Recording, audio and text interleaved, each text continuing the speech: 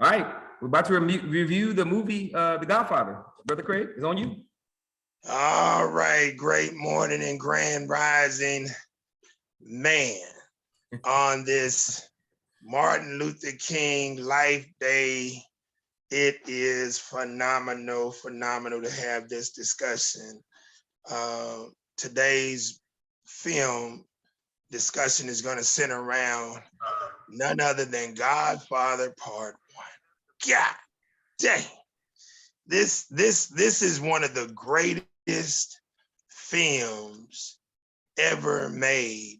And if there's ever a true reflection or example of the term that art is an imitation of reality, this is the film.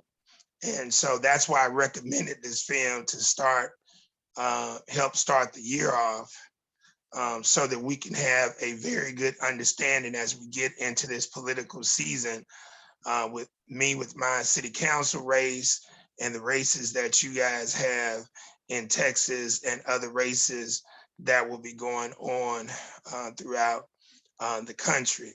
And so with that, we'll get into the film. And as always, I like to get an overview from the participants as it relates to what you guys saw in the film and what you all thought about the film. Shannon, are you back? You want to go first? If not, I'll jump into it. She's still getting her coffee. Okay. So overall, just as a movie, of course, it's quite entertaining. It's a very good movie. But if you're paying attention from a certain perspective, specifically the Black perspective, a lot is revealed in that movie. I couldn't help, and the last time I saw it, which was kind of making me smile, because of course my thinking now, after having met you, is completely different.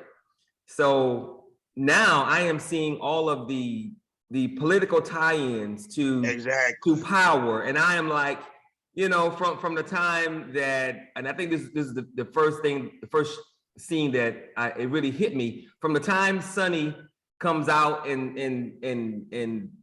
the FBI are at the wedding taking down license plate numbers. Yeah. All he does is spit on the ground toward the FBI after he shows his badge, but the cameraman, the guy who's taking pictures, he jacks him up. And from that point forward, it's like, these guys are serious gangsters. They will kill, they rob, they do what they do.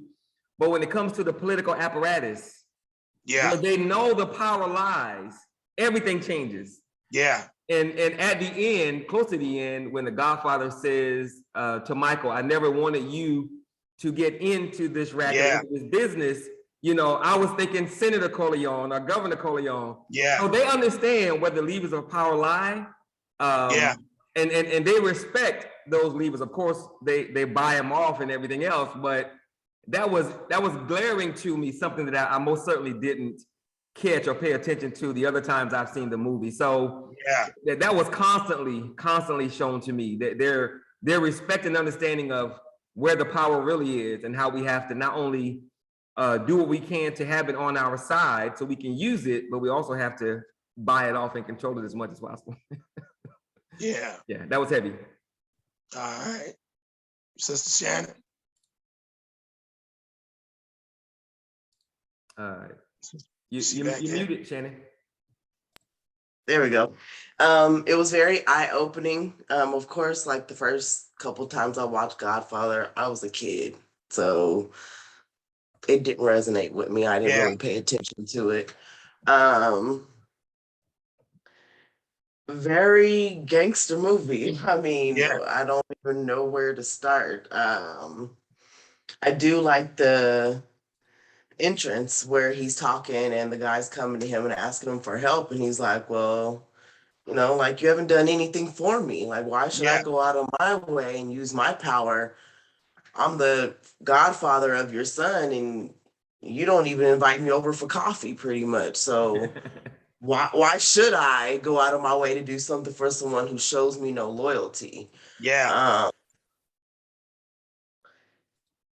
It was interesting with the families fighting.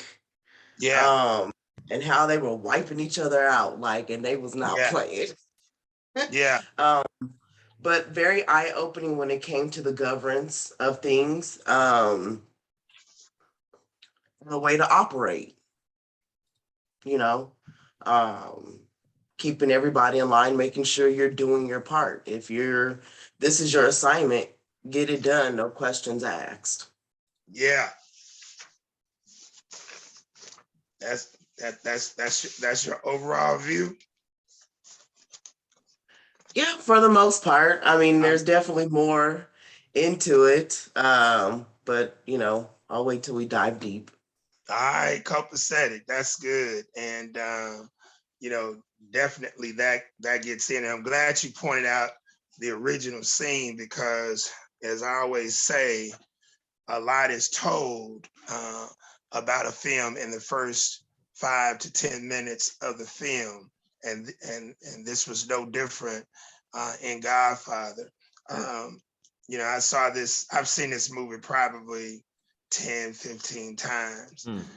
And each time with me being in governmental politics, in the corporate grassroots revolutionary game, being a corporate grassroots revolutionary, being a intellectual gangster, being a cultural social entrepreneur, being a cultural social engineer and lobbyist for Black folks. I mean, this film just brings everything into light. And every time I see it, I'll pick up something different that I didn't see before. And I pretty much, believe that I've taken the mental notes. But this is the first time that I'm just really dissecting the film like I do with our other deals. So we're going to get into the first scene because it starts with Hey, Undertaker. let me ask you a question first before we get into it.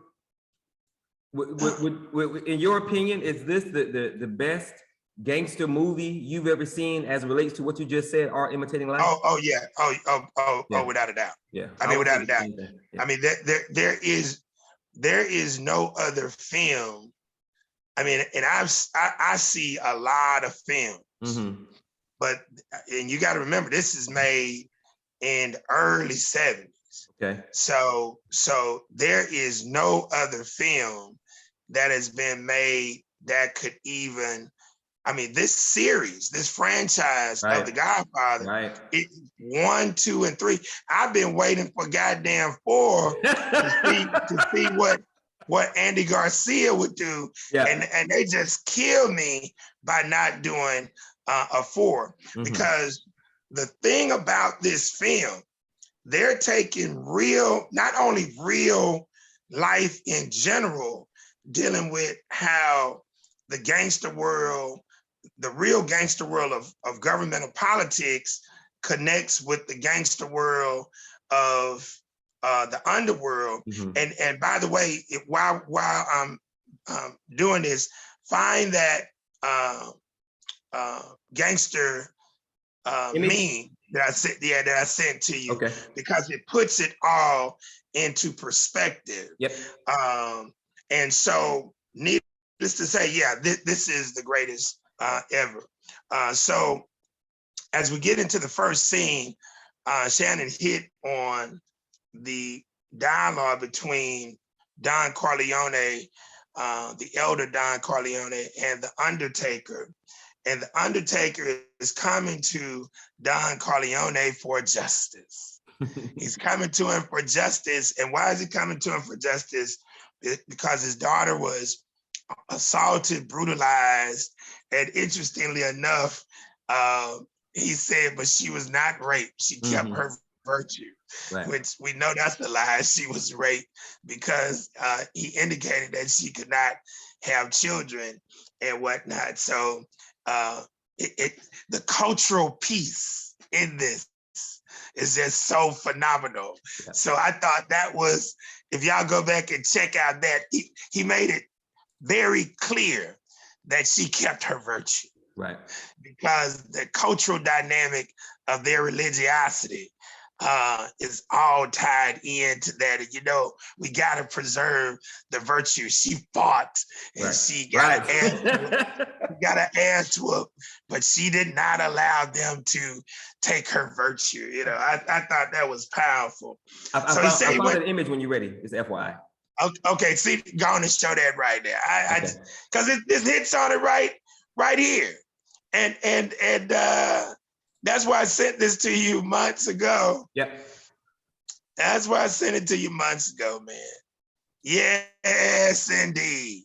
So you got the amateurs, the intermediate, the professionals, and the masters. Brother, you can't get no better example of how this thing is set up. Yep. And who did they have as the intermediate gangster? Don Corleone, okay? You can't get no better. And the professionals are the real gangsters. And there's a scene that we're gonna discuss in the mix. And of course, the puppet masters behind the scenes that you will never see. And so, as I always tell people, we live in a multidimensional reality. And so this is the one dimension from the side of evil. And guess why good people and the world continues to lose? Because we don't have the parallel, That's right. the intellectual gangsters That's right. on the righteous side to rival this bullshit. Yes, sir. And if you don't get this, you ain't gonna be able to win in this game, because they can manipulate the situation to their benefit, because they got the professional gangsters who manipulate the public policy and they'll kill your ass. Then they got intermediary gangsters who can help to manipulate public policy and real life politics, and they'll damn sure have your ass killed. And then the amateurs, they'll just kill your ass just because you stepped on their goddamn shoe, you know? And so all of this, partner, we got to have this. Yes, sir. On the flip side, yes, on the righteous side. All right, so you can take that off. All right, so getting back into phase one. So the Undertaker tells Don Corleone he goes to the police, he goes to the courts, but they gave the dude a suspended sentence. So he wants justice. And so Don Corleone, so why you ain't come to me first? That's right. and look what he did. I just didn't want to get in trouble. I ain't want no trouble. I'm trying to do the American thing. Yeah. And so Don Corleone chastises him for not coming to him first, number one. Then you ain't been to his home. You ain't invited him into his home. One correction on Shannon's point is not that Don Corleone was his children's godfather. He was the godfather to one of Don Corleone's children. And because obviously they had come over together, and you'll find that out in Godfather Part Two. It's interesting how the history is more revealed about the elder Corleone in Godfather Part Two, right, and not Godfather Part One. Yeah. But it's just clever how they put all that together. So the Don hears the request, and he tells, because the dude wanted him to kill old boy, and the Don says he cannot do this. And so, boy said, I'll do whatever you want me to do. And so the Don breaks down his philosophy, and the philosophy of loyalty through friendship. You see, loyalty through friendship. And so when old boy goes ahead, acknowledges him as the Godfather, kisses his hand, and pledges his loyalty through friendship, now Don says, okay, I had that motherfucker killed. Right. I'm gonna take his ass out for you, But he showed the proper respect. And that's why he said that would be handled not for money, but for friendship. Right. And then Don tells him something very profound. He said, one day I need a favor for you. That day may never come, but I'm gonna need you to deliver on that favor. And he said, yes, indeed. Of course, in the film, it damn sure comes. So I said, this shows the power and influence held by Don Corleone. I'm not gonna tell you why he has so much respect and honor amongst his people. You'll find that out when we do Godfather Part Two.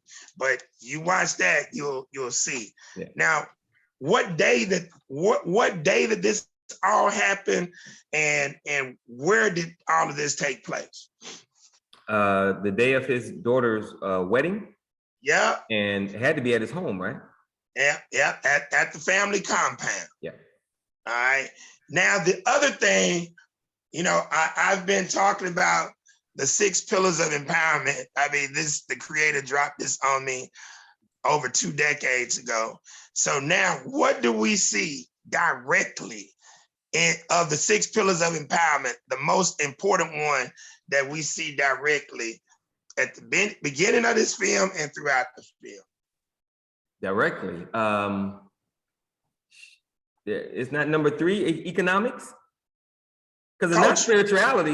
No, it's not spirituality, it's culture. Culture. Yeah, culture. Yeah. Culture is number 1. Yeah. So see, culture produces religiosity, culture produces family structure, culture produces the norms, the values, the mores.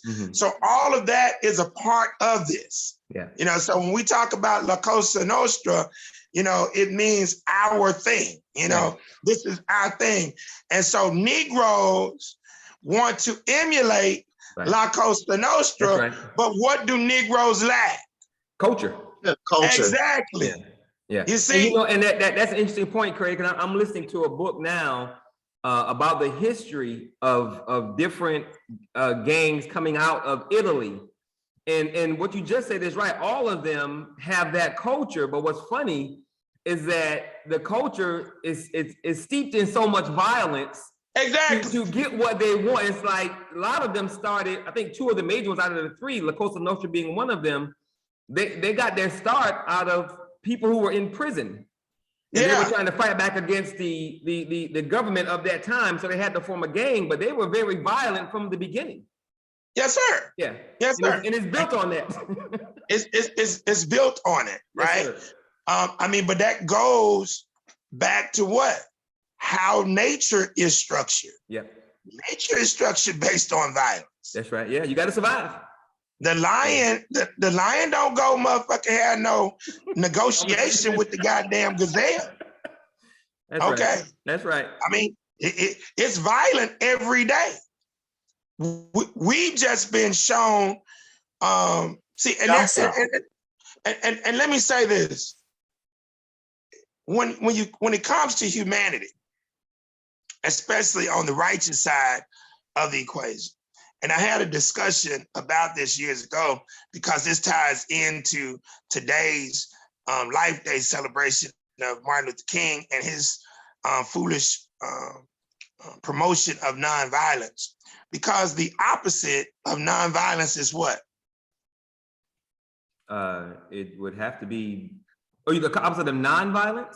Yes. Oh, violence. All right. So by default, Martin Luther King and the white folks who control. You muted. Anyone who did not roll with their nonviolent approach as being automatic, without even saying it, if you ain't rolling with them, you're what? Violent. Okay. Yeah. So I did a paper, an article years ago on this concept of nonviolence and violence. And so the premise was that Malcolm X was about violence. Right. The Black Panthers were about violence. And none of them were about violence. Right. They were about self-defense. And I remember this guy attempted to debate me. And he said, well, if you're not nonviolent, then you're violent. I say no. Muted. I said that is not true. Mm-hmm. What you have when you are dealing with violence, you're dealing with force. Mm-hmm. But there's another concept of using force, and that's self-defense. Right. And so what has happened, because people don't understand wordplay, you now get caught up rolling with the opposite of nonviolence being violence, and not the opposite of nonviolence being potentially self-defense. And self-defense is not violence, it is the use of force to defend yourself and or your loved ones. Mm-hmm. The trick is violence and self-defense both use the concept of force. But what distinguishes violence from self-defense is what?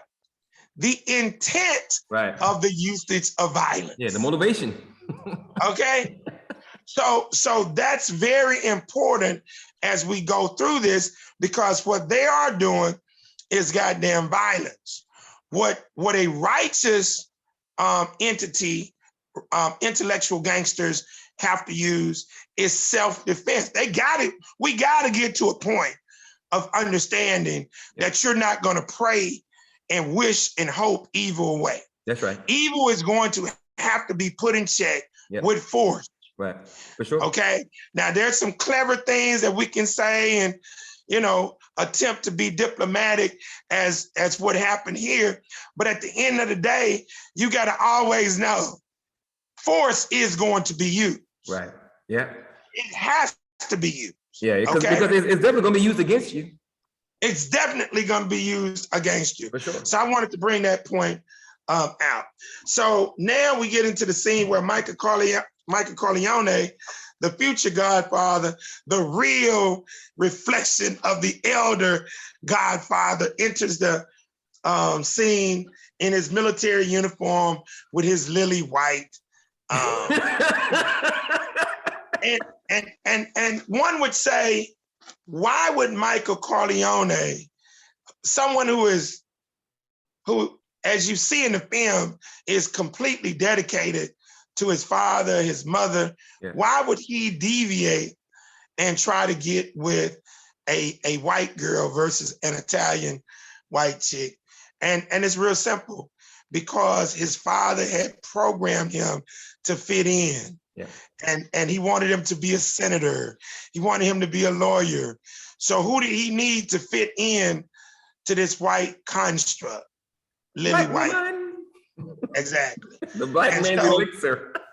Exactly. That's funny. I was going to bring that up. Like, why is it that he always, in every movie, honestly, you always go for the white girl? Yeah. That's, and it's because, Shannon, it's the paradigm that this is the standard of how things are to be done. Although you can see his father rolling with the Italian, although that they came from the old country, Italy. Now the progression is, okay, to fit into this mainstream, we deviate from that. But now what you open up is a door of a whole bunch of goddamn questions. I know. The Italian chick would have never asked. Right, because she would have already known per the culture. Yeah, okay. Yeah. Keep your goddamn mouth closed. Shut up. You let him go do his goddamn thing. So you see, in the first few episodes, here's a question. What is the most powerful respect scene that you see in the first 10 minutes of the film? The most powerful respect for Don Corleone is shown by who? Luca Brasi. Yeah. Luca Brasi. Yeah. He said, man, I got to get it right. Goddamn, Luca was practicing his goddamn speech, goddamn. That's right. Luca Brasi was practicing speech. I thought that was awesome. And look what he say. He pledged his life. That's right. For Don Corleone. Yep. And of course, although intellectually he's not there, from a physical and gangster perspective, they knew we got to take his ass. Yeah, we got to deal with him. Yeah. Matter of fact, they knew that about him and Sonny. Exactly. Yeah. Exactly. So I say here, you see the power of Don Corleone when Tom Hagen starts discussing the politicians, judges who could not attend but sent gifts. Right. So you got to be able to leverage. Now, why do you all think they were able to have so much influence with the politicians and the judges? I think it was a combination between business, paying them off, and probably a little bit of blackmail. Okay, white male. You mean white male? I meant white male, of course. Yeah. Blackmail, that's crazy concept. So how about you, Shannon? I was going to say that a little bit of paying them off, in a sense, intimidation.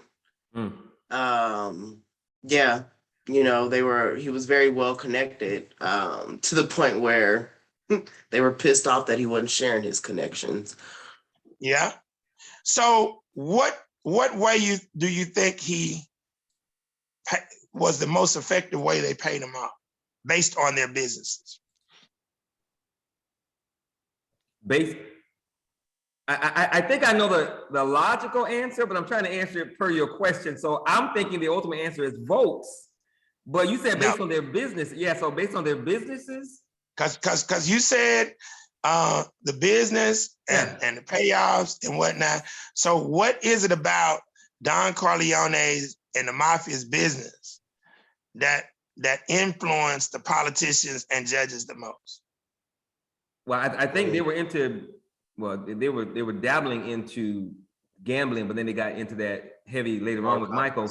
Prostitution, so I don't know, maybe they used the fruits of the labor of the business. It had to be I mean, everything from money to prostitution to gambling. I mean, everything. They had everything the politicians need because that's what they do. Exactly, but the number one, Shannon,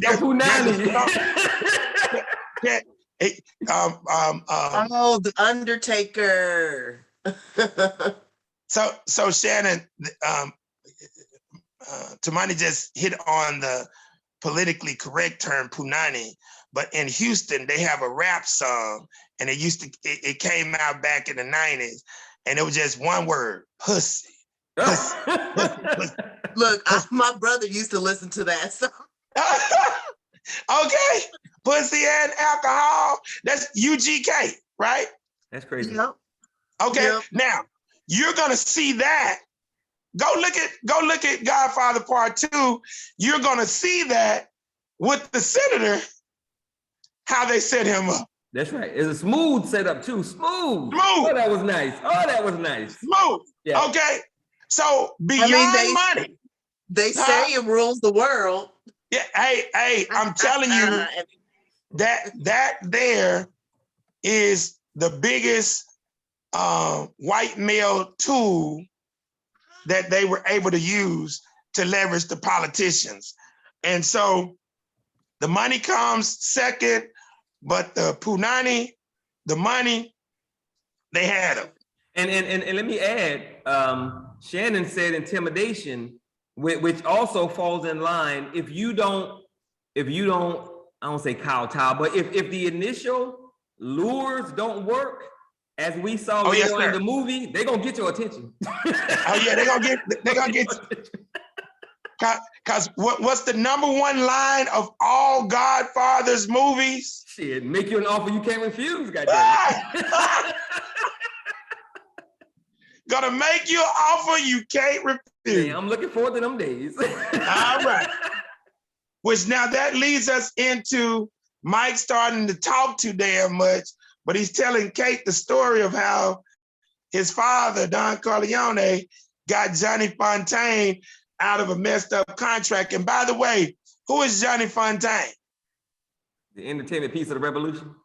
There you I have a go. question for you. Why do you think Michael, he shares too much with her? Why do you think he told her that story? But he wasn't trying to impress her because he already had her. So why do you think he shared that? He was trying to distinguish himself Oh, from the I'm not my family. father. Exactly. So he's Gotcha. giving her example after example, but he's talking too goddamn much. Too much. Yeah. Now, too much. but they cleverly put that in the film for a reason, because they needed to show you his transition Okay. from goddamn trying to be an American to going back into the Italian cultural identity. Yeah. Because now later on, goddamn, he like, hey, don't ask me shit about goddamn. And I'm not going to mention it because I'll be shocked if you don't. But one of the scenes in the movie, one scene in particular, after this thing ends, he looks at his hand when he has a lighter. He looks at his hand, and he knew at that moment that he was different. You know what scene I'm talking about? Yeah. I thought that scene was telling because he was like, I'm not even shaking. Yeah. And dude right here, he can't even get his cigarette right. Exactly. Yeah. Awesome scene. Exactly. But you hit on that 100% correct. Johnny Fontaine represents the entertainment element of the game for the mafia. We have to have the edutainment part of this. And see, again, these are things that Malcolm had not even thought about, right? Yeah. And how do we know that Malcolm did not think about these things? Because he was so hell-bent on trying to get our singer in the movie One Night in Harlem. Right. Jackie Wilson. No, not Jackie Wilson. It was not Jackie Wilson. What's that guy? Sam Cooke. Sam Cooke. Yeah. Trying to get Sam Cooke to conform to do the hardcore revolutionary songs. And you got to be able to blend in order to leverage the resources. So I thought that was very important part of the film. But Johnny Fontaine had a messed up contract. That Don Corleone went to get him out of the contract. And Kate said, how do you do that? And Mike said, made him obvious. So, and then he tells her about Luca Brasi. Yeah. You know, he's talking, you know. Then Kate asks him, goddamn, that dude don't have the same name as y'all. How's he your brother? How's Tom your brother? So he tells him about that, tells him that Tom is his father's consigliere. Do y'all know what the consigliere does? Councils. That's the council. He's a legal advisor, that whole nine. So that's another component. I was just about to say that in the first, 5-10 minutes, you see the elements of the team. Exactly. And it's very clear as to what those elements must be if you're going to make some things happen. And you got to have that legal. So you got to have governmental politics on your team. You got to have legal advisement on your team. You got to have muscle on your team. You got to have entertainment, edutainment on your team. You got to have business on your team. Right. I mean, you got to have that whole. You got to have trust. You got to have loyalty. You got to have culture. Oh, it's all all that culture produces all of that. Right. And for us, we're different because we got to have spirituality in order to eradicate the savage subculture that's been put in our minds, so we can embrace our stolen legacy. That's right. Our organic right culture. And that's why I'm always pointing to those two things. This film helps drive my 6 pillars of empowerment home big time. So now after this, we pick up where Tom flies out to Los Angeles because Johnny Fontaine wants this part in the film, and the damn director ain't gonna give him the part. And so, Don Corleone sends him out there to meet with the director. And Tom tries to have a sensible meeting on the set, and the director cusses him out, and he says, "I'll wait overnight, and we'll talk." So the director has Tom checked out and sets it up for him to have dinner. And so they have dinner, and the director said, "Well, why you didn't just say who you were?" And he's like, "Hey, I don't like to brag." And Craig, I find it interesting that speaking of the power of the P, the whole reason he won't help Johnny Fontaine, because he knows that part is perfect for him, it'll make him a big star. But damn it, he messed up the P. I'm like, man, you that petty, yeah, I'm that petty. It goes back to it. I told you, brother, that Punani, bro. Hey man, it's a powerful thing. and look, but first, before he told you the truth as to why he was preventing him from getting the part, he was like, "We gave her acting lessons, we gave her this, we groomed her." And let me just be goddamn frank. That's right. That was our best point. Awesome. Bro, I was laughing my ass off. So, so now he was feeling himself.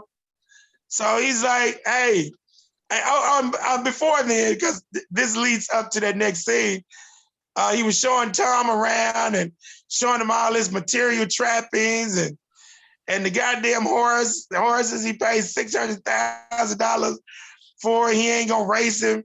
He gonna stud him out, you know. Yeah. So if he pays $600,000 for that one horse, so now you're gonna stud him. So now he's looking to make, $600,000 a pop, you know. Yeah. And so now we get into the dinner, what we just talked about. And so he cusses Tom out and tells Tom, "Take your ass back. You ain't gonna muscle in." And that next morning, oh my goodness, he woke up. I guess he had to be smelling something. And then he saw that blood. Ah!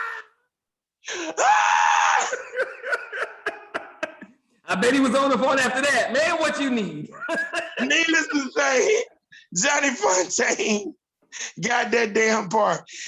And the good thing about this really was not nepotism getting Johnny Fontaine the part.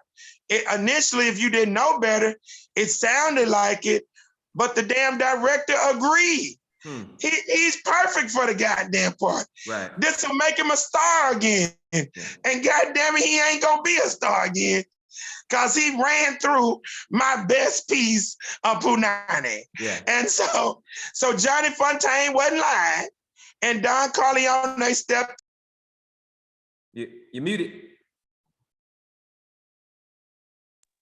You're not gonna get that kind of justice in a court system. Yeah, and I also thought it was interesting that the director knew the story of Luca Brasi, how he got that contract. Yeah, I thought that was interesting that he knew about the story, the reputation.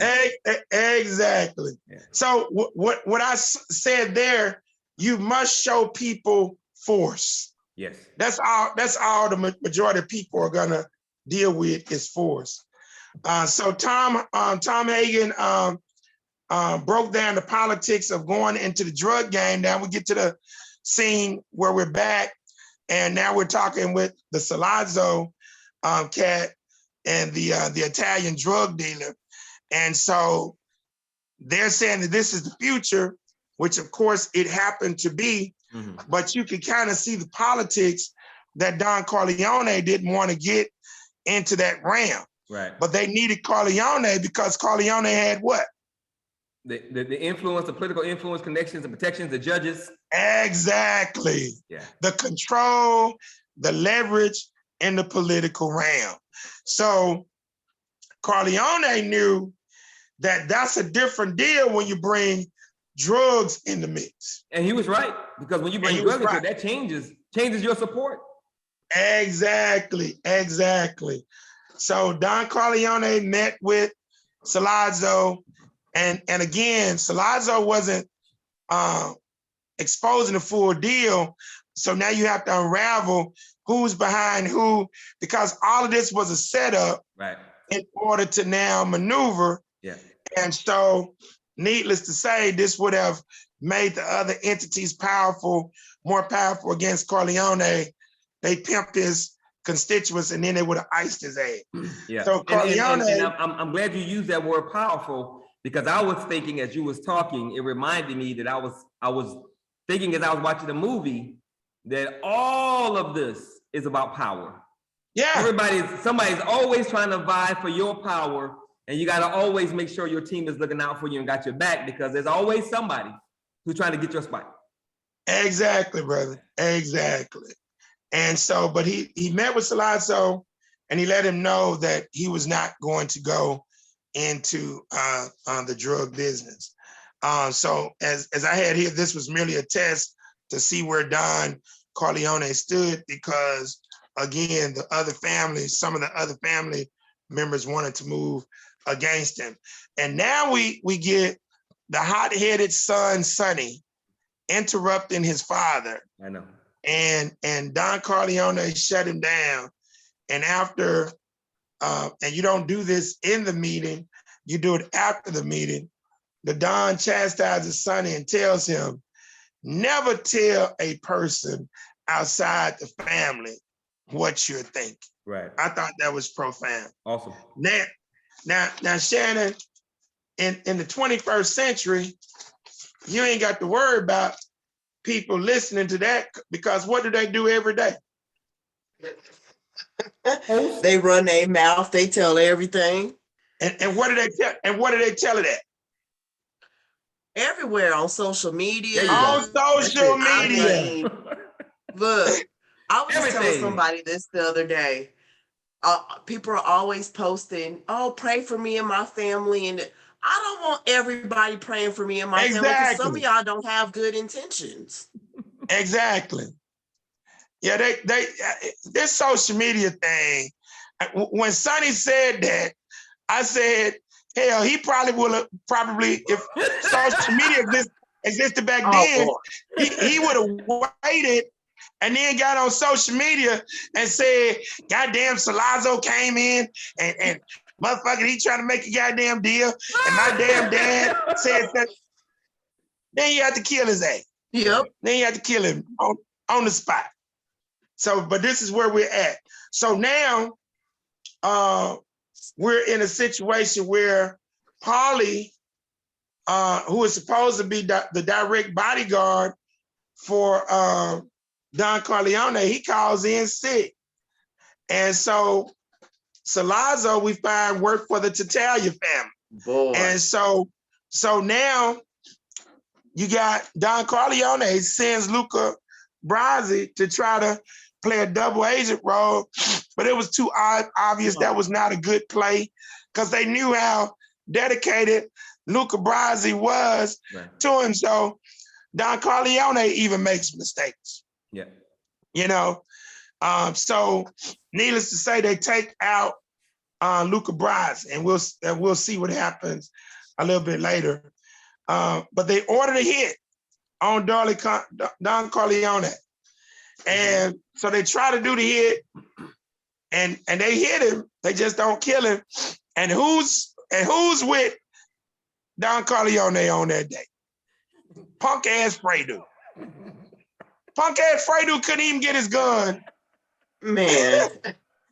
And you know, on that scene, I thought to myself, they had to have known that Fredo was the wrong person to be pulling security on the Godfather. Somebody messed up big time, because if you know Fredo's weak, why you got him out there like that?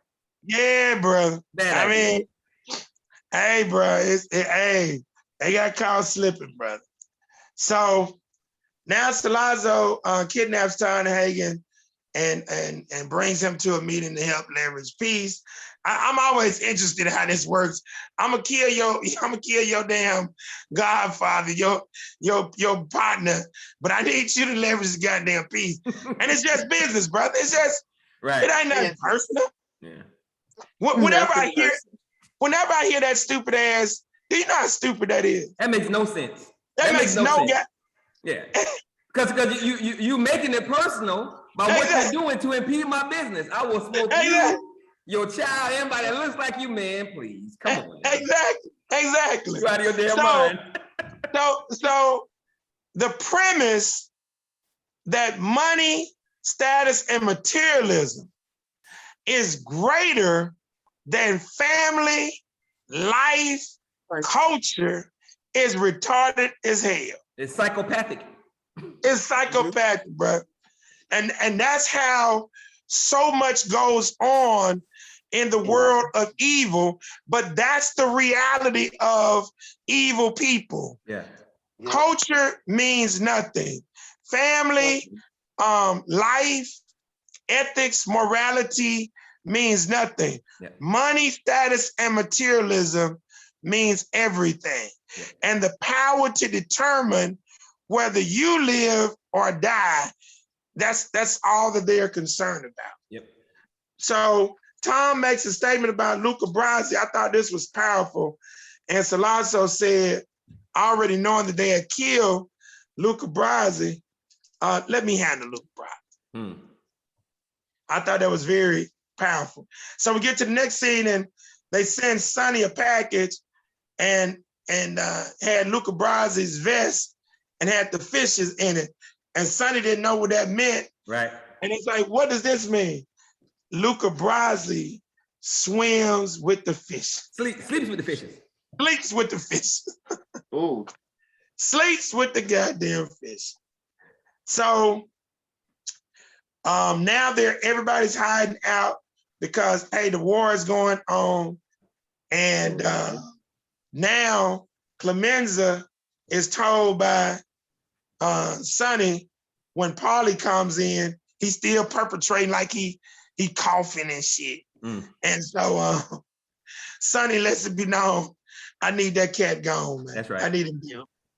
And the setup they did on Paulie was just so wonderful. Yeah. I thought that was nice. Like that. I thought it was played nice him like they were going to get some mattresses, drove him out to the country. Way out there. What? You should have known better, dummy. He should have been like the old boy at the end. He should have known better. Yeah, pull over so I can take a piss.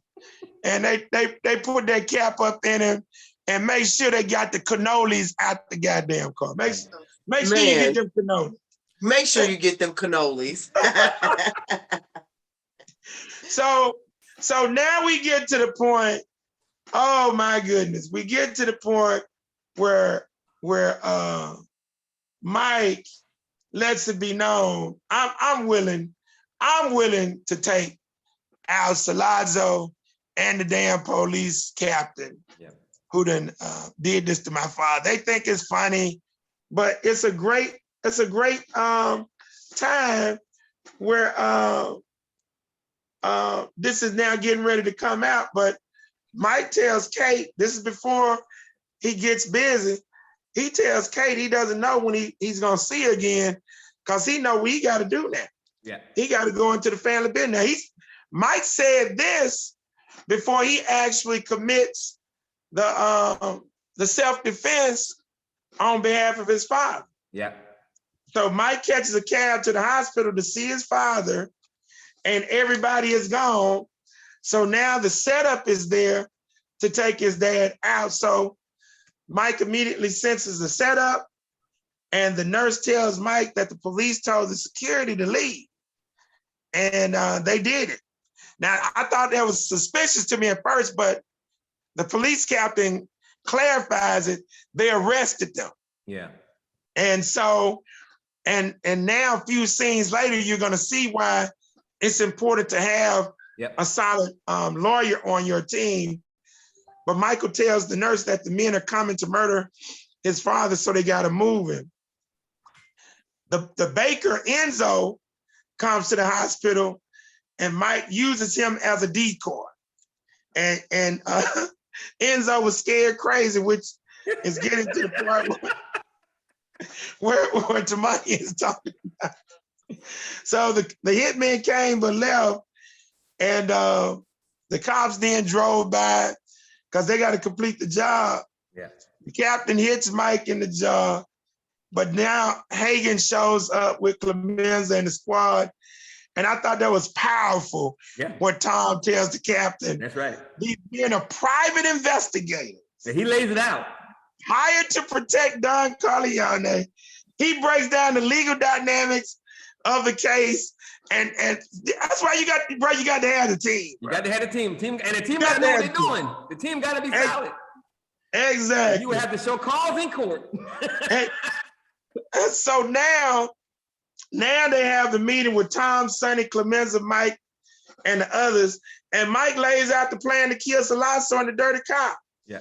And since everybody's on the whole, it's just business, not personal. Mike says, hey, it's just business, not personal. Sonny, and what's so crazy, Sonny, they disrespect Mike because Mike wasn't a street gangster. Yeah. And they don't understand he's an intellectual gangster. Right. Sonny even goes deeper in his disrespect to say, this ain't like being in the military where you shoot somebody from 50 or 100 yards away. Right. You got to get right up on them and bada bing, bada boom. You got to blow their head off. Like Mike didn't have that in it, right? So Mike told him, God damn it. Now we introduce the other part of the team. And what is that? The other part of the team, where we at? We at the table when they're talking about Michael just agreed to kill them both, right? Yeah. So the other part of the team is an individual. To whisk Mike away. Said it. Hold on. Shannon said something. To whisk Mike away. Now this before that. So is it an individual or is it a component? It's a component. The other part of the team. Shit, I'm with Shannon, the underground. Wait, let me think. I don't know, support staff? I don't know, support? I don't know. Mike tells the squad, he lays the plan out. They initially laugh, but then Mike goes deeper. He said, he's a dirty cop. Uh-huh. Mm-hmm. He said, don't we have reporters on the payroll? Oh, yeah, right. The news. I know it is propaganda, information. Exactly. The news media. The news media. Yeah, you have to be able to create and paint your own narrative. There you go. Hey, bro. That's awesome. That is awesome. Bro. Yeah. They lay it out. And you know, Greg, it's interesting, man, that you saying that reminds me of that episode of the Revolutionary Code we did when you talked about your 300. Yeah. Because everybody's not going to be able to operate on the same level because they're not going to have that kind of commitment. Exactly. If you're paying them, they'll do their job. Exactly. That's awesome. That is awesome. And see, you can be a part of the revolution and never be seen. That's right. But see, the reason that most so-called grassroots people are so retarded, they want everybody to play the same goddamn role. Right, and they always want to be seen. Exactly. Yeah. Everybody don't need to be seen. Right. So now you got reporters on your team, and what's so beautiful now, you had to go through the traditional media at that time, but now what do we have? Social media. Right. But see, once you can leverage traditional media and social media, now you got it all together. You got it. As a matter of fact, sometimes traditional media will shape social media because people will talk about it. Exactly. Yeah. Exactly. Because really, in all actuality, most social media, other than gossip, most social media is still getting their info from traditional media. Yeah, mainstream media. No doubt. So Mike lays out what the narrative can be, how they can spin the story about a dirty cop who got what he deserved. And like I say, he said they have reporters on the payroll. And so he asked the question of Sonny, how long he have to be gone? They tell him about a year. And you know something else that just dawned on me? When they're having the conversations about what they're going to do, how they're going to do it, Mike steps up. It just dawned on me that Fredo is nowhere to be found. Hell no. And he's the oldest. Yeah, but he's the weakest. Yeah, he's the weakest. He the goddamn wicked. They don't even include him in the conversation. No. So needless to say, now Salazzo and them set the meeting up. They wanted to set it up with Mike because they thought he was the most rational. Yeah. And so Salazzo, Mike, and the police captain get to the restaurant. And what does this also show you? What is most important when you have a team? What else is very, very, very important? I'm going to say that the team, because I thought about this when dude said, "Yeah, I know that spot. It's a nice little restaurant." They got to know the lay of the land, maybe. Got to know the. But what do we call? In order to know the lay of the land, you got to have what? Grassroots connections. Intel. I'll take that. I'll take that. So where did the intel on the lay of the land come from in this case? It was in his territory. Huh? The restaurant was in his territory. But how did they know it was in his territory? Did he own the restaurant? I don't know. Now, Sonny had an informant inside of the police Oh, station. right. Yeah, it's nothing that came to mind. They got informants everywhere. I got a negotiator playing pinochle, and they're letting him win. Exactly. Yeah. So they knew that the captain had to give his whereabouts. Okay. Yeah. So now you bring in. Now you remember what I told you when I make money. The people who you really want to take out to lunch and dinner once a month or twice a month. The secretaries. Secretaries and reception. That's right, because they know everything. They know everything. They're the gatekeepers. Who's thinking on this level? White Jesus, perhaps? No one. and that's a direct tie into the spook that sat by the door. Exactly. Yes, Shannon, do you understand what I'm saying? 100%. So those people there are overlooked every day. Every day. All the time. You take them to lunch, you mess around and give them $100 a piece, $200 every month, bro. They're gonna look out for you. Hey, bro. And I thought about that. I thought about the spook that sat by the door when you highlighted the fact that they talk around the help. They reveal their stuff around help because they don't see the help. And the same thing happens in that movie because the help, I noticed, the help is black. Yeah. From the horse, person that takes care of the horse, to the service with the LA dude that directed the movie, to when they have the funeral, people who are bringing the flowers up. I mean, the help are people of color. Yeah, exactly. Now, what is interesting? What is the most interesting thing when they sit down at the table and Salazzo, the police captain, and Mike, spoke in their native language. Exactly. Yes, sir. Yeah. Yeah, I got jealous on that point. I got jealous. I mean, damn it, I can't. What is my native tongue? Yeah, that was nice. And what is that a reflection of? Culture. Exactly. Culture. Exactly. Now you see, Shannon, why I'm always saying spirituality, organic right culture. Yeah, I mean, that's the beginning of everything. Everything. If you got it, you can now elevate. If you ain't got it, you're gonna be a slave. We need to do a show on the importance of culture, because I'm thinking in my head, you changed culture to organic right culture to organic right culture, and I'm thinking, how can right culture be organic?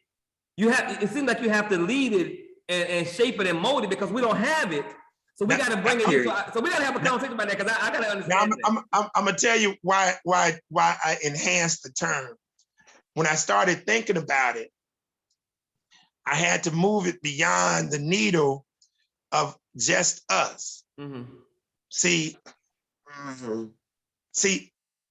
we are the original men and women of the planet. Yeah. But we've been stripped of our spirituality and our culture. Right. Our culture is organic to us. Okay. But we've been stripped of that which is organic to us, but it's still in us through our ancestral connection. That's right. Okay? Yeah. But so now we're no longer men and women, we are adult male children, adult female children without spirituality and culture. So we got to go back, Sankofa, and now reclaim that which was stolen, which is in us organically. And now what do we have to do? Lead the world. And so the world, they have culture, i.e. what you're talking about here with the Italians, but their culture is steeped in what? Violence. So we have to show them how to do culture what way? The right way. The right way. Okay. So it's organic for us. But yeah, it's organic for us because it's already in us, but we have to reclaim it. Right, but how can we reclaim something that we don't realize is there? It's still there. You have to go back. Spirituality. You have to tap into spirituality. Okay, I got it. And so you reclaim. That's why spirituality is above culture. Yeah, number one. Yeah. So you go back and get it from your spiritual connection to the Creator and the ancestors. Got it. I agree. Because you're born with that connection. Sure. Okay. I totally 100% agree. I got it. Okay. Had I not tapped into my spirituality, I wouldn't be sitting right here in front of you guys. Yeah. So that's how you do it. And so the reason I say organic right to money is because we are the leaders of the world. Yeah. The world is out of balance because we are out of balance. No doubt. And so once we tap into the spirituality so that we can get that which is organic to us, we can now show the world how to do their cultural shit the right way. Got it. Hence organic right. All right. All right, now Salazzo wanted a truce after trying to murder the goddamn dog. Now you know that's crazy as hell. That makes zero sense. You're gonna murder my father, and then you're gonna try to call a truce. Or try to murder my father. Now this scene here just really shows how truly gangster Mike is. What were the instructions that Clemenza gave Mike as relates to finding the gun in the stall? What did Clemenza tell Mike he was supposed to do? Shoot him in the head twice? He told him to come out the bathroom blasted. Okay, right, which he did not do. That's what show you how gangster Mike is. Yeah, he makes sure he checked his cool first. Mike goes to the bathroom as instructed. But now he comes out, sits down, listens a little bit more, and then blasts their ass. Whoa! And you know what that reminded me of? That reminded me of the goddamn Ghetto Boys song. Always look a man in the eye before you kill him. Goddamn Michael Corleone look at their ass and blasted their ass in the head, shot the punk ass captain in the throat, and then shot him in the head. Yeah. Whoa! I was like, yeah, boy, take his ass out. Brother Craig getting the Holy Ghost. And so now the newspapers, Mike has to leave the country, and to Mike's point, the newspapers begin spinning the story in favorable way towards the Corleone family. That's right. So I thought that was powerful. So now we got an all-out war between the families, and guess what? Only the strong will survive. Yep. And you know what? This is when it hit me in the film, and I wrote it down, and I want y'all to write this down. Relationships and the politics of relationships. Man. Okay. Okay. All of this is based on relationships, and inside of all relationships, you have politics. Right. Right. Because if it weren't for their relationships, Michael would have never been able to leave the country and stay with his family. Exactly. That was a powerful relationship. Exactly. And who was their connection over in the old land? Who was the number one old school connection of his father who looked out for him over there? Did they say that in this movie? Or is that in number 2? No, it's in this movie. When I was watching it, my source to watch it, I didn't have captions. So when they spoke in Italian, I couldn't read it. So I probably missed that's what it was. That's what it was. Okay, so it's Don Tomasino. Okay. He was the one that was in the car. Yeah. He was the one that drove the car. Okay. Uh-huh. Yeah, that was his dad's friend. So he was looking out for him over there. So relationships and the politics of relationships. Got it. So now Don Corleone comes home from the hospital and you learn what happens to Mike. He is pissed because he didn't want Mike in the business. But, situations dictated and he had to handle up. And so while at the dinner table, this is another scene, Sonny talks about, I thought this was very powerful. If you didn't pick this up, you missed it. But they were at the dinner table with Fredo and Clemenza and whatnot, and some females, the wives and whatnot. And Sonny makes a quick statement about Negroes starting to make money in Harlem and flossing. Yes, he did. They hate us, boy. Hey, bro. They hate us, but they're right. Because we space. Yeah. And when he said that, I'm thinking about that when we talking about black people investing in rims.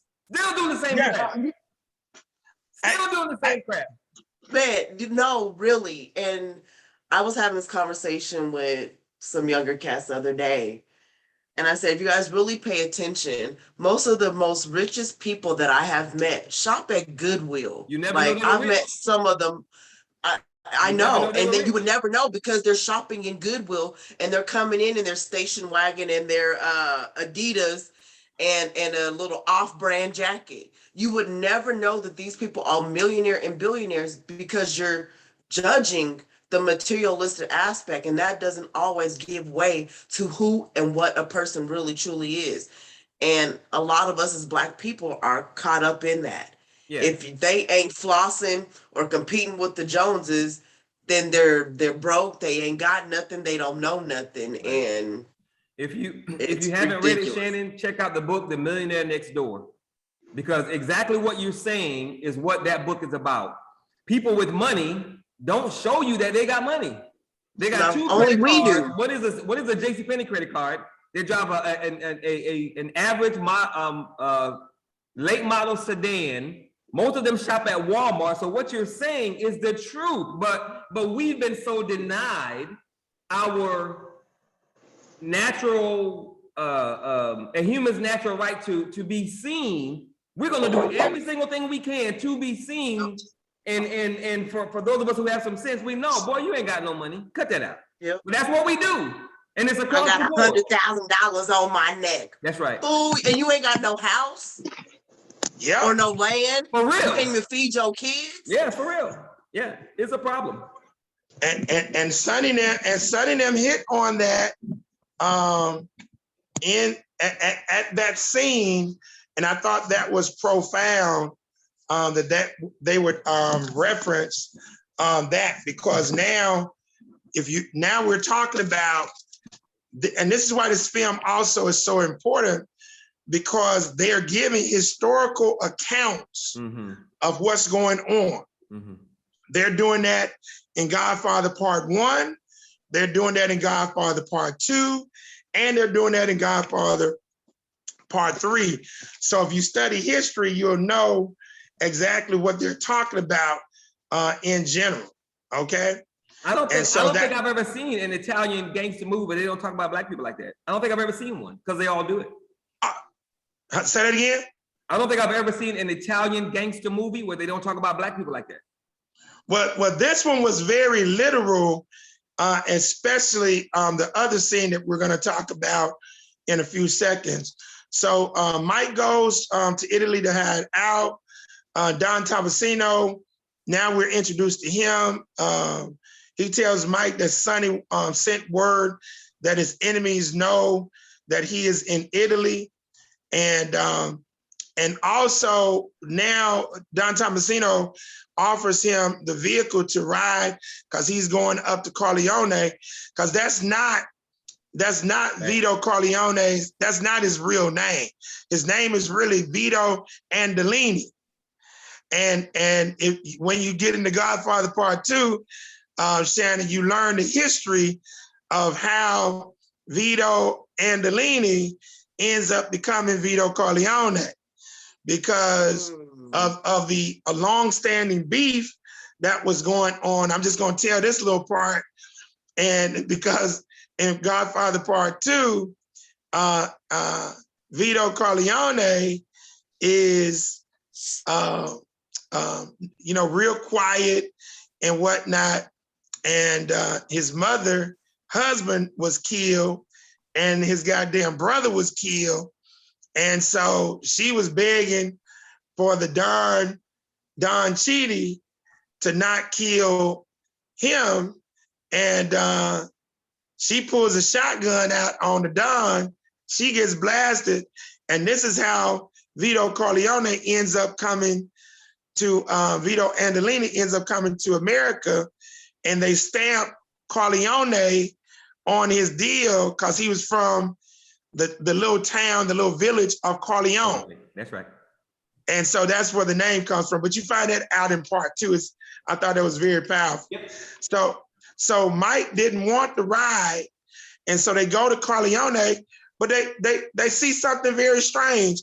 And what is it that they see that's very strange? Wait, describe that scene again. They see something that's very strange. Michael sees something very strange. And what is it that he sees that is very strange?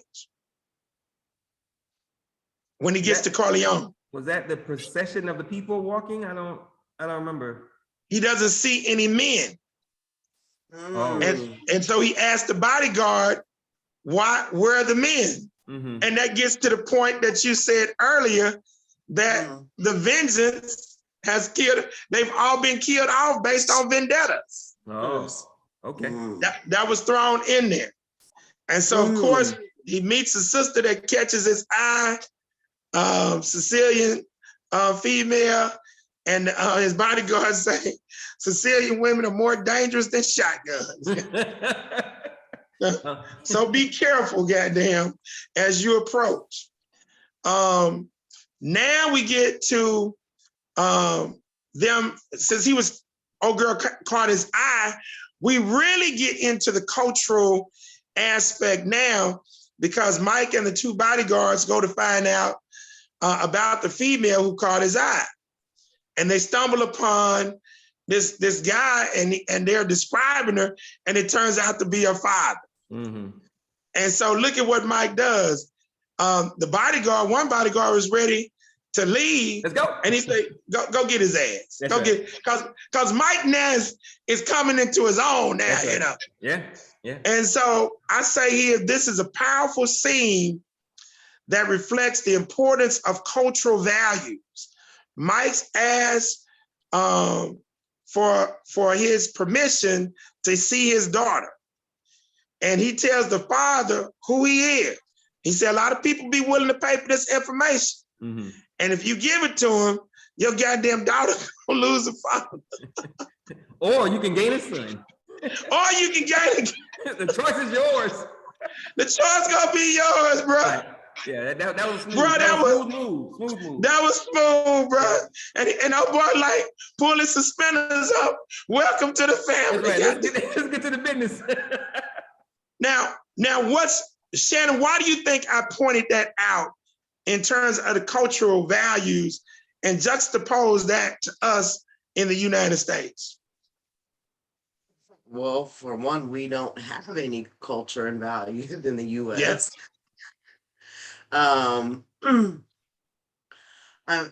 If we did, especially as Black people, we wouldn't be in a situation of where we are now. I mean, let's be honest. That's one of the main priority of the things that we're lacking But the little bit of culture we do have, they steal it and flip it and turn it into theirs. Uh-huh.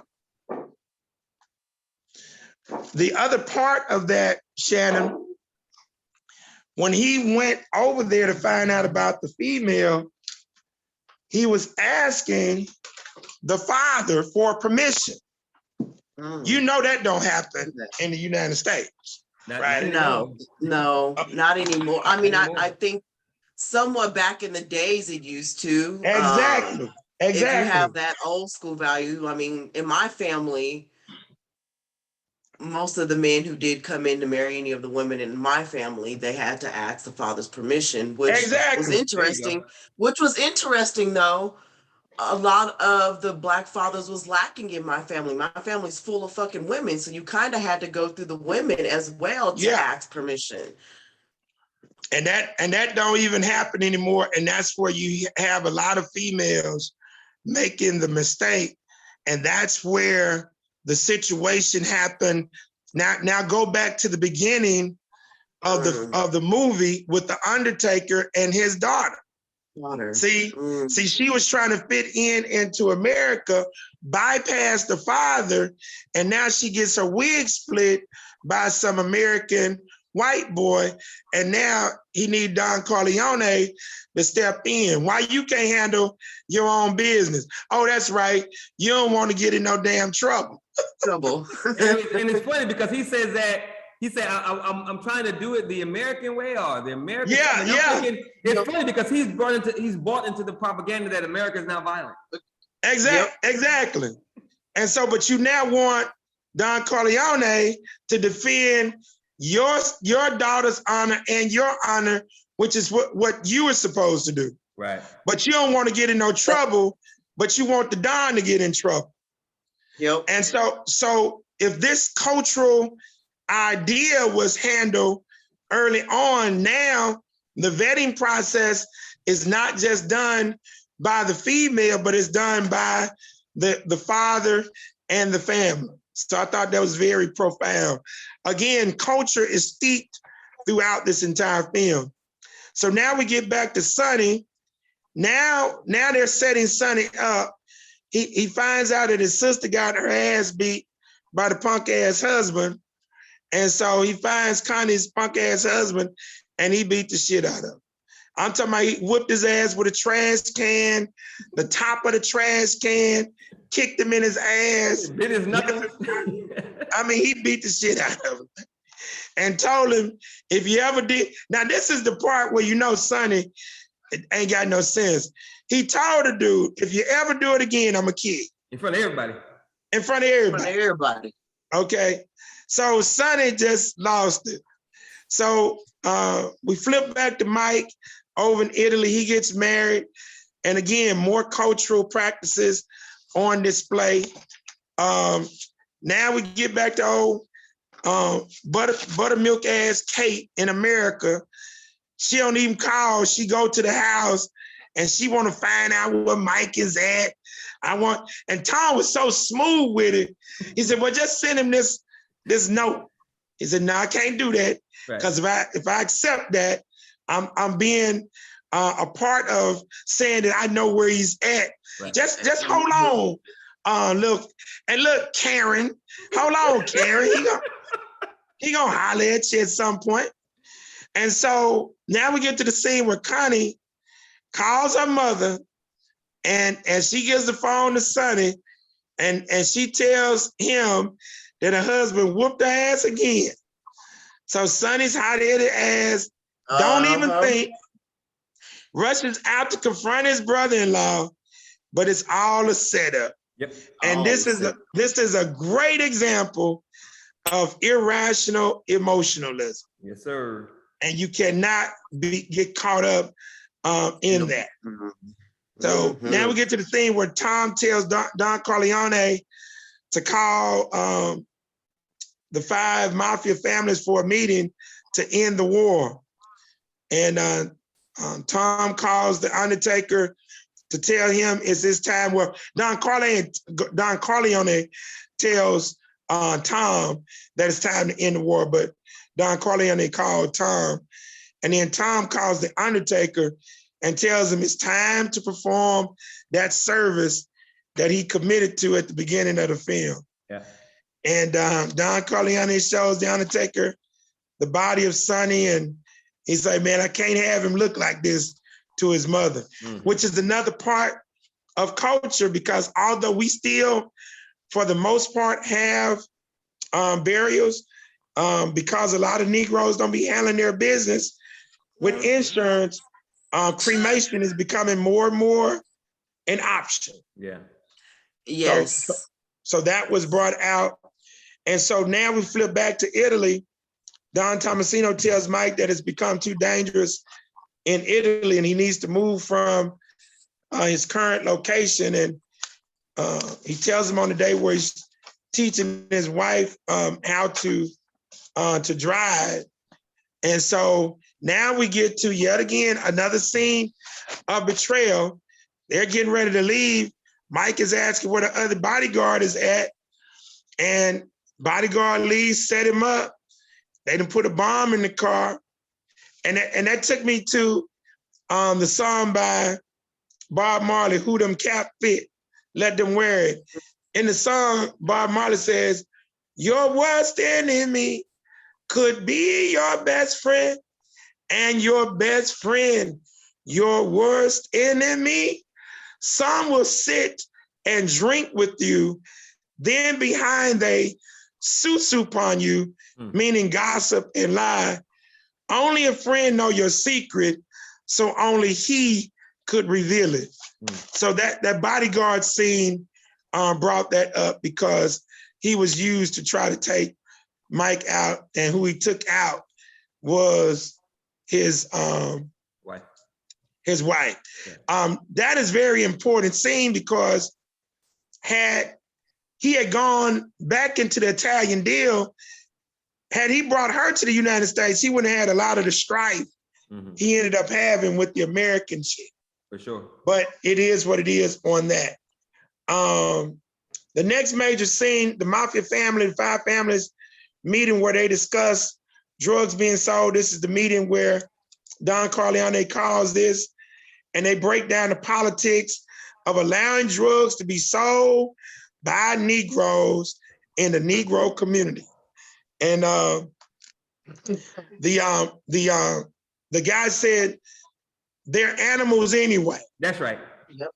Keep it in the animals darker, anyway. the darker areas of the city. Yeah, let them, and this is so powerful because Don Corleone agrees to let him roll, but he tells him, Mike is gonna be coming back home. And he said he's very superstitious. If anything happened to him, I don't care if If you break a nail, just so happens get put on by the cop. God damn it, anything happened, I'm gonna remember you, punks. He was very clear. I don't want no accident. He was very clear, man. Very clear. And so the next major scene, and this was so gangster. Mike goes to meet with Kate. She asked him how long you been back. He said about a year, maybe longer. And he tells her, I'm enjoying the family business. So Kate tells Mike, but you're not like your father. And so Mike tells Kate, hey, my father's no different than any other powerful man. Yeah. And so Kate says, but Mike, you're being naive. Senators don't have men killed. And Mike says, Kate. Who's being naive now? Who's being naive? Bruh. Hey, man. Hey, brother. I mean, this thing is just on a whole nother level. So now we get to the meeting with Tom, Mike, and the Don. Mike replaces Tom as his consigliere. He said, you're not a wartime consigliere, but that's all a setup. That's not true because he knew Tom was solid, but he needed to make it seem like it wasn't the case. He said he was going to send him out to California. But that was the elder Don's recommendation. And I love how Mike embraces the wisdom of his father. Mm-hmm. He ain't talking a lot, he listening. Yeah. As his father got all the wisdom. Yep. So now they go out to Vegas, and Mike has a meeting with Mo Green, Tom Hagen, Fredo, etc. And Fredo coming in with all the goddamn strippers and band. Mike, like, look here, man. Look here, man. I'm here for business. I'm here for business, man. Yeah. Look here, bro. Yeah. And so Fredo starts to disrespect the Corleone name. Yeah. And this is Mike's big push throughout all three franchises. He's trying to legitimize the Corleone family. Right. And he dies trying. But he finds out in Godfather Part 3, the higher you go, the more gangster you get. It's all gangster, even in the legitimate world. So here's the question. For $10 cash app, who is in real life, who is Mo Green, and who is Mo Green representing? What team is Mo Green representing in real life? Because when he meets with Mo Green and Mike tells Mo Green that the Corleones want to buy him out, this is a real historical situation. Who is Mo Green and what team is he representing? I know the answer, but I'm gonna let Sister Shannon try. She ain't gonna get it, but I'm gonna let her try. But I know the answer. I'm not gonna even try because I have no clue. He represents the Jewish gangster mobster facet, and he's supposed to be Meyer Lansky. Nope, but you're correct. You were close. He does represent the Jewish mafia component, but he represents Bugsy Siegel. I know he was Jewish. Holy shit. Yeah. Oh, okay. Wait, Yeah, hold on. Now, I don't know if that's right, because Bugsy Siegel and Meyer Lansky were partners. I know, but he founded Las Vegas. Exactly. But in the movie, it's already up and running. No. That's what I'm saying to you. He was already out there. Remember, he was sent there. The Corleone sent him there to start it. Oh, that's right. We bankroll your operation. I got it. Yeah. Yeah, I got it. Okay. See, they're giving you the historical reality. Yeah. And I didn't think about it until you asked that question. And see, Meyer Lansky wasn't killed, so they're not talking about Meyer Lansky. Yeah, you know there's a Netflix documentary. I'm not sure I think it's a documentary on Netflix about Meyer Lansky. Did you know that? I've seen it. Is it good? Oh yeah, it's cool. It's cool. But you get into Meyer Lansky in Godfather Part 2. That's the Hiram Roth character. Oh, okay.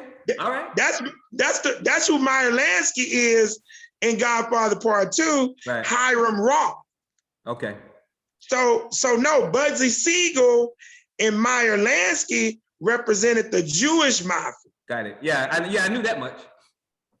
So you were right, you were on point. You just had the wrong person. Dig it. Yeah, that's Bugsy Siegel.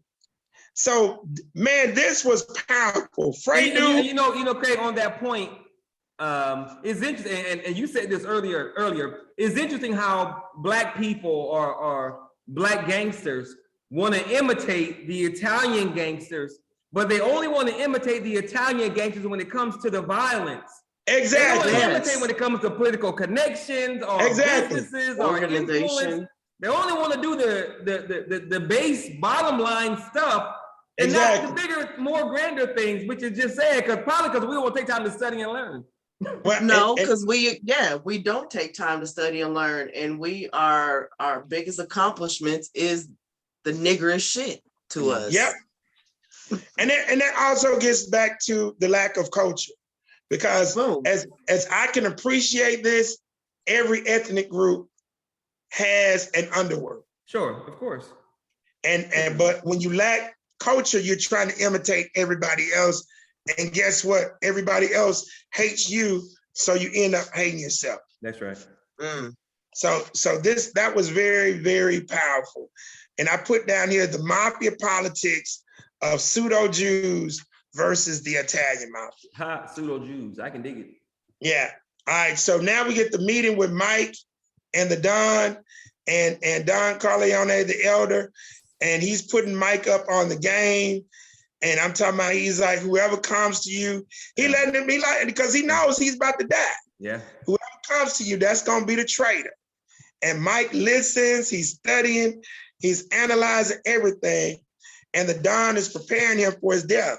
Now, what does that get back to? A movie that we've already reviewed, The Black Panther. You remember the scene where T'Challa has to take over from his dad? Yeah. But he's scared. Right. And when he becomes the Black Panther, he goes and talks to the ancestors. Yeah. And his father says, a man who has not prepared his child to lead has failed his child. He's failed him. Yeah. So goddamn Don Corleone is going over every detail, goddamn. Remember now. First one to come to you. I got you, Pop. I want you to remember though. And then I'm gonna keep on repeating it. This is my last stand. I want you to learn it. So now the elders believe, they call him into a meeting, Clemenza, Tessio, and so they believe that Mike is weak. And why do they believe he's weak? Because he was not a street gangster. So what is Mike? What is he? Intellectual gangster. Yeah, intellectual gangster. Yeah, and that's probably the best kind, because an intellectual gangster, that's your chess players and domino players. Exactly. Yeah, exactly. You're just not gonna see it coming. Exactly. And so Mike tells both of them, Clemenza and Tessio, after we make the move to Vegas in 6 months, y'all can have your own family. Yeah, do your own thing. Yeah, because really what Mike was trying to see is, we're going to see who's going to be rolling, because what y'all don't know, it's about to be some people coming up, sleeping with some damn fish. That's right, a few of them. Exactly. So now we get to, Mike's so called with his political theater. Now we get to the damn baptism where he about to be the godfather to his sister's child. And straight to what his dad told him. Oh, no, we at the funeral now. The funeral where his dad dies. And Tessio comes up and he the one. Got to set the meeting up with Bazina. Yeah. So Mike knew automatically he was a traitor. So Mike and Tom are talking, and it's like, I never thought it would be Tessio. Yeah. And Mike is like, no, that's the smart play. Move. Yeah. Because Tessio is smarter than Clemenza. Right. Clemenza was more the muscle versus the goddamn intellect. So you see this throughout the entire film. Those like Luca Brasi, who is on the muscle, but he ain't the intellect. And so you see this throughout the entire deal. And so now we get to the part where Mike tells Tom that he's going to meet with all the heads after the baptism. And he told Tom that he was going to be godfathers to Connie's child. And this is where the real politics, that's just, you really see how Mike really operates. So while the baptism was going on, now all of the hitmen that roll with Michael Corleone, Mike sent all of his team to take out the heads of the 5 families and Mo Green around the damn baptism. Awesome. Boy, I just loved it. And I was absolutely blown away at the words that the priest was saying while these people were being killed. And I'm thinking, Mike is sitting there lying his ass off. He don't believe that. And what he's gonna say and do whatever he got to do to have that front while his people take care of the dirt. That was awesome. That was awesome. Yep. But to Monty, what the director Mario Puzo is showing, he's showing the hypocrisy of religiosity with the gangsterism. Yeah, I can dig it. He's showing it as those words are going on and the actions are going on. He's showing hypocrisy throughout the whole thing. And I'm talking about they hit everybody. And the fake police hit was just absolutely awesome. I just love that. Yeah, I couldn't. And so I couldn't help but think, you know, having been in the military and been involved in a few training operations, it takes a lot of coordination to get things to happen at the same time in different locations. I'm thinking Michael is definitely a mastermind, man, because everything was right on time at the same time. That was awesome. That was absolutely awesome. That was that. And so now we get to the point where he's so cold with his political theater, he tells his brother-in-law, go on and get to the house, you and Tessio, go on and leave because you got to go to Vegas. Right. And you know, his brother-in-law think he done got off, you know, hey, Connie, it's business, I gotta go. And so he and Tessio go, and they get there, man, Tessio, it's over, Tessio, it's over. And then he started pleading his case. Tom, you think you give me a break? Hell no. And so what do we come up with again? What does he tell Tom to tell Mike? It's not personal. It's just it was just not business. personal, just business. I always liked him. Nigga, what? Yeah. And so I say this movie is a great example of Eurocentric intellectual gangsterism. So Mike sets up Connie's husband and Tessio's husband so cold-blooded. And the brother was the cold thing. Because the brother was calling everybody. Mike coming there. Come on, man. It ain't nobody for you to call, baby. Everybody dead, bro. Everybody dead. Barzini, everybody dead.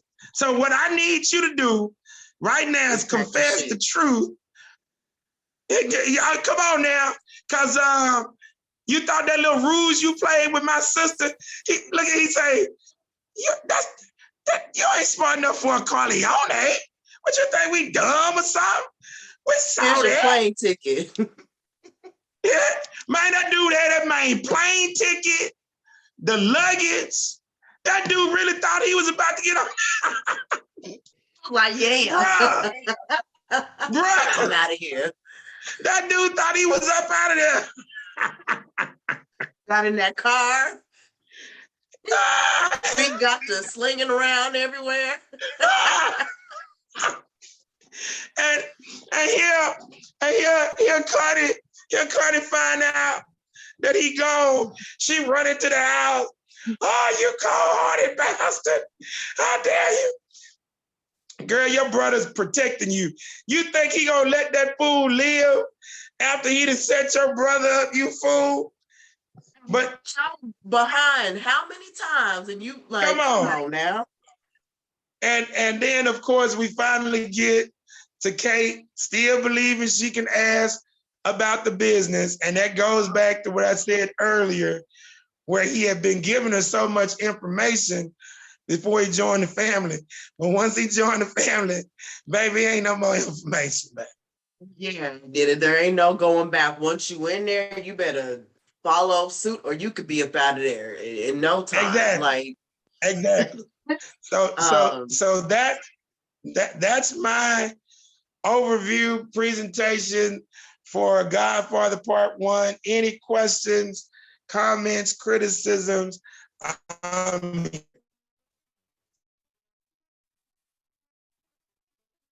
So my only question is, can you hear me? Can y'all hear me? Yeah, I can hear you. My only question is, based on what you said earlier, I'm assuming the next movie is gonna be Part Two? I would like to do Part Two, yeah. Okay, Part Two. Yeah, because Part Two is it's just gangster, man. But yeah, that's what we're dealing with, and this is how we have to now operate Shannon as the righteous. In the same fashion. Yeah, spin off intellectual gangsterism in our local territories and stitch that together. But ain't no way we're not going to be able to have a unit that exercises force with these Negroes. I mean, it's no way. I mean, Ain't no way. yeah, well, it all depends on how you do it and who's involved. I mean, like it definitely, you can't I have agree. everybody. But that's where the I agree. spiritualism comes in, because you have that higher discernment and you're able to discern who, regardless of whether they show up and say, hey, I'm trustworthy, I got this. I can see the faultiness in you that you can't even see within yourself. So no, you know what I'm I saying? agree. I agree. I missed the first part of what you said, Shannon. Say that whole statement again. I'm sorry. I had to let somebody in. It was just more so of, he was saying, as far as us, in our own communities, just having that gangsternism for us to be able to come in and really like crack heads and do what we need to do. There's not going to be many of us who are going to be able to stand up to that, because there's a lot of fakes. There's a lot of perpetrators. There's a lot of, and I'm learning that every day, especially with some of the stuff that I'm doing here. Like, everybody professes and says they're for the movement, but they're really not. There's still a lot of self-gratification. 100%. And that, what am I getting out of it? And you got to take that out. You know what I'm saying? Once you do it, and I keep telling people, when you do it for the people and you do it for the collective, you will get your blessings. Yeah. When you have that spiritual wealth, you'll have that material wealth. You know what I'm saying? The Spirit's going to make sure you are taken care of. But where we've kind of, the white man has fucked us, and we've kind of followed suit. We've disconnected religion and science when they really go hand in hand. That's what cosmology is. And then they took all of our parts, yoga, meditation, they stripped them and put it into different facets, when it all belongs together as one to make us the whole beings that we are. But once again, everything goes back to spirituality. Until we understand that and tap into that, whomever, whatever you believe in, and take the religion aspect out of it and just really get that connection with spirit, we're going to keep stabbing ourselves in the back and self-sabotaging ourselves. So it's possible for us to get in there and crack some heads. Shit, we do it already. We do it to each other. Let's revert that energy and do it for a just cause. Yeah. I'm with you, baby. Yeah, and I think obviously that's why Brother Craig's 6 pillars, spirituality is number 1. Because without that, no matter what you bring, it'll fall apart. Cool. Can you tell me the 6 pillars of spirituality? Because I haven't watched an episode to really get all 6 of them, but you've been saying them, so let me write those down. Yep. I'm ready. So you 6 pillars of empowerment, right? Yep. Number 1 is spirituality. Okay. Number 2 is organic, and put a / right culture. Okay. Number 3 is education. Okay. Number 4 is economics. Number 5 is socionomics, SOCIONOMICS.